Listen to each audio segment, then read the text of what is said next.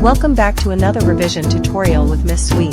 Today we are exploring the themes within the poem, Bayonet Charge, by Ted Hughes.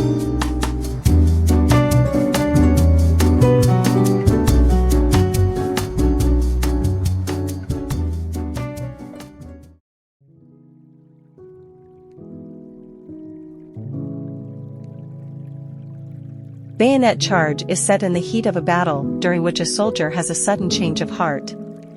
Whereas he had previously been motivated to fight by his patriotic commitment to his country, the chaos of the battlefield hits him with a dose of absurd reality. He realizes that war is inherently senseless, and that the concepts that he previously held dear are ultimately hollow.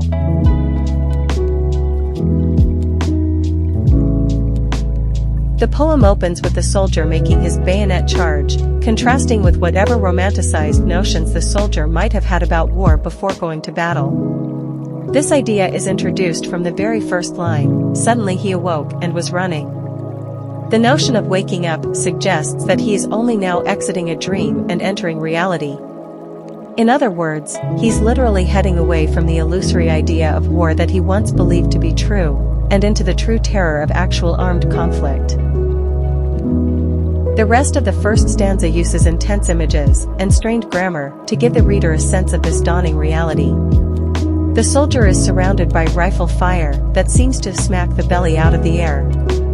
His rifle is compared to the numbness of a smashed arm, which is an entirely feasible injury in armed conflict.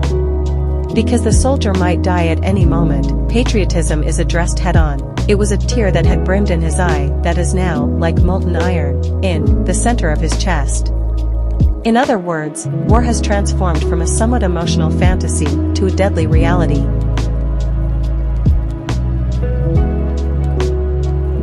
As the soldier continues to run, he senses that he is just a metaphorical cog in a machine. In what cold clock of the stars and the nations / was he the hand pointing that second? The poem implies that he's nothing more than a tool of war, and that his urge to protect his country is not returned. His country won't protect him from the horrible reality he now finds himself in. He continues to run, to charge with his bayonet, but cannot hear the reason / of his still running. In other words, he is struck by how little his patriotism means to him now, suggesting that patriotism is a hollow concept in the first place. King, honor, human dignity, etc., yet all of these drop away like luxuries. Examining the list closely, it's notable that the third and fourth words don't normally belong with the first two.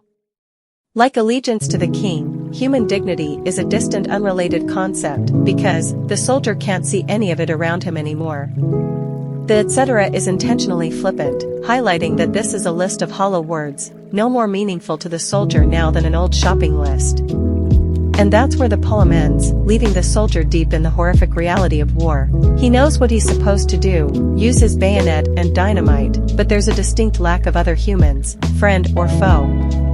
Ultimately, the soldier is isolated by his epiphany, realizing that he is likely about to become nothing more than a statistic, one of the many lives wasted by war.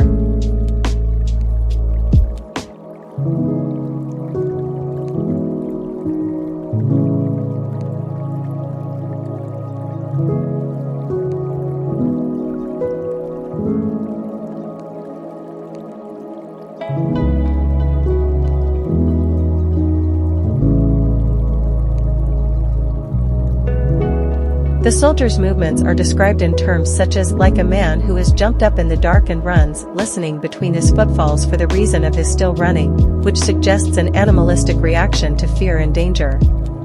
This conveys how war strips humans down to their most basic instincts of survival.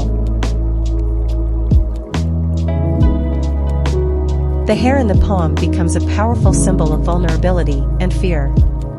In the lines, threw up a yellow hair that rolled like a flame and crawled in a threshing circle, its mouth wide open silent, the hair's frantic, silent death parallels the soldier's own situation. Both are caught in the violence of war, overwhelmed by forces beyond their control. The hare's death is a stark reminder of the senseless destruction that violence brings to all living beings. The poem's use of natural imagery, such as the green hedge and the field of clods, presents nature as a passive backdrop to human violence. The fact that the landscape continues unchanged despite the violence occurring within it emphasizes the insignificance of human conflict in the grander scheme of life.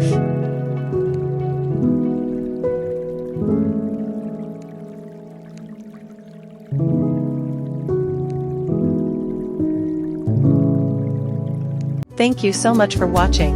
I hope you found this video useful.